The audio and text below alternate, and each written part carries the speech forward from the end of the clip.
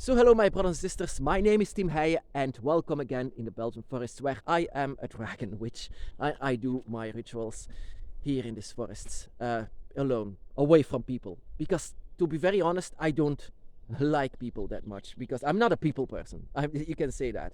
I'm very alone and just like the dragon, live in solitary. As much as I can, of course. It's not that we can always be alone. We sometimes have to come together and do a job or whatever. But if I have the opportunity to be alone, I do it. And this is the place. This is the place where I connect with the dragon the best, because they are such nature spirits, such forest spirits. So that is the reason, as a former Catholic, I don't understand how people or humans in themselves worship gods and why they worship gods, why and how. I mean, when as a former Catholic, I always had to go to church, all the time. But I couldn't wait for the thing to be over. I mean, whenever I was also excited that the doors would open from the church, that I finally over all this crap. I don't care about this, but I had to because my family said that. You have to. You're going to be a good Catholic. But in fact, my training. But in fact, I couldn't wait for it to be over. Whenever I do rituals for the dragon here, I sometimes lose track of time. And I don't expect anything in return from the dragon. The only thing that I desire is to feel them. And that is also the reason why I became a, online dragon preacher or whatever you can say, what I do. But I don't do it out of fame or whatever, or to strike. I mean, that's as everyone would know me. Of course not, because most people are not on the dragon's path, and most people will never understand this. But I will not say this to them. I don't care about that. But those who are triggered about it, I know that they have dragons by their side, and I know that in most cases they don't feel their dragon, and that is somewhere normal, because in this society, you just have too many people that say that dragons don't exist, or dragons are bad, or whatever, demonize the dragon. And too many people say that. And that is what I want to shout out to the world, that dragons are with you. Dragons are there. And the thing is, we can sometimes make our dragons by our side actually very disappointed. And most dragons actually are disappointed because we don't feel them sometimes. In the beginning, we don't feel them. Oh God, it's raining like hell. So we don't feel them. Most of them don't feel them because of this society, because of this culture.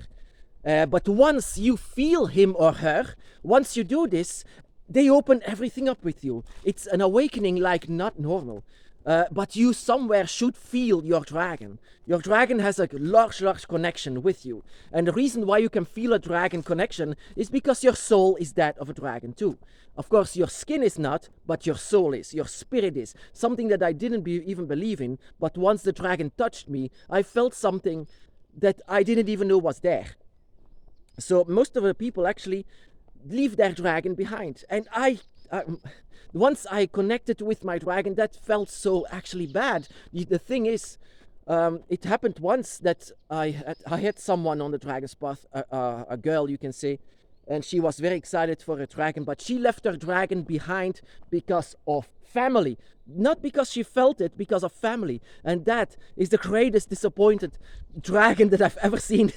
I've ever connected with. It's actually not funny, not at all. It's real, something that happens. And that is why I want to shout out to the world, not to be a dragon preacher, but to say that the dragons are real. That you have to connect with your... Of course, you do whatever you want. You don't have to, but I recommend it. And once you are awakened and opened up to the dragon, you will never go back, because you finally found yourself, your true self, your true soul, you can say, that is being awakened. So the dragon is actually always close by, but most of the people cannot feel them. But it's actually very easy.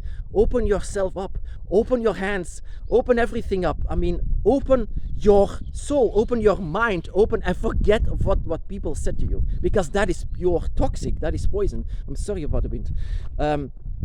But yeah, that is actually the greatest toxic thing that you can have. That is actually people. That is why I go to the forest. But I'm not afraid anymore to pronounce the name dragon. I used to be afraid to pronounce the name dragon. While everyone can say their god's name or whatever, I'm doing it too. My god is Tiamat, and I also worship Leviathan, Quetzalcoatl, and Tiamat, Quetzalcoatl, Leviathan, and Fafnir. Those are the dragons that I really connect with, and also the dragons that are gods. You can say gods, but I don't expect anything in return because I love them. It's just the love, the desire to be with them. That opens everything up. My brothers and sisters, it's not that difficult actually to connect with dragons. But you have to do it yourself. I cannot be there and help you because every path is different. Every connection is different. Every dragon is different. Every dragon eye is different. Every circle is different. So I cannot open it up for you. I can only recommend something. Recommendations for then that is the first moment that you actually use dragon magic. The pure manipulation of letting the dragon be with you. That is actually a form of, you can say, a form of what kind of magic is it? Necromancy. Necromancy means that you bring the dead back to life, but in fact what you are doing is bringing a spirit, because you have a connection with it, a spirit or even a god to you, but it's actually not allowed in this place. We don't see dragons here. I can see the dragon in you, my brothers and sisters, but you have a human face, so it's actually covered. It's you are incognito here, you can say. You are not really 100% like everyone else. That is why people call me a freak. People call me a Satan worshipper. People call me many things, but I don't care anymore because I love to shout and pronounce the name dragon, because it seems that the dragons themselves are gods, but they don't have to worship them. You don't see worship temples or whatever. I mean, you don't see, this is the place where I worship the dragon, but you don't see anyone. This is humanity. Humanity only cares about themselves, only cares about having win-win-win, me.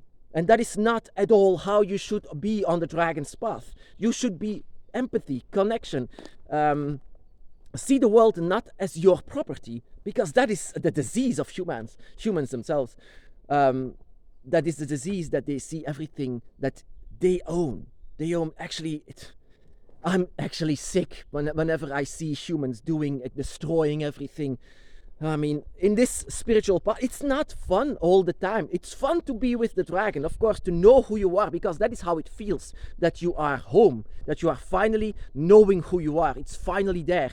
You know who you are and where you are, but you are lost here in this world. You are actually having a human experience, and it's not that fun at all, because you are so different. You are so different from everyone else that they might also call you a freak or just an outsider, you can say. I am an outsider. That is also why I am here in this forest, where they leave me alone for 5 minutes just. Of course, people are afraid sometimes of me whenever they see me with my mask on, with this and with my knife in my hands. And sometimes they say, oh, that is a bit freaky, might say, but I don't care about that anymore. I mean, whatever they say, whatever people say, I don't mind anymore.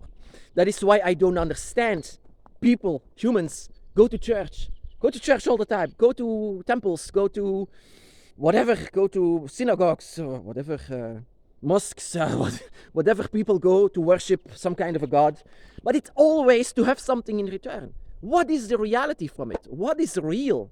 I mean, now that I know the dragons, whenever I felt and even saw my dragon the first time, I felt on my knees hurt. They were blue as it can be, because I finally knew that these were the ones that I desire to worship. I want to worship them, even though they said you don't have to, but I do it anyway because I love them. And I love every dragon. And that is the reason why I became this kind of a dragon priest, you can say. Not priest, not at all. It's a left-hand spirituality. I'm not a priest. A preacher. I preach for the dragon. Because there's no one else that does it. I mean, there are some people, but you should do this as well, my brothers and sisters. Open up so many dragons. That is the least that you can do. If you would want to do something in return for the dragon, become a dragon preacher. Become a dragon preacher on the internet. Reach out for people.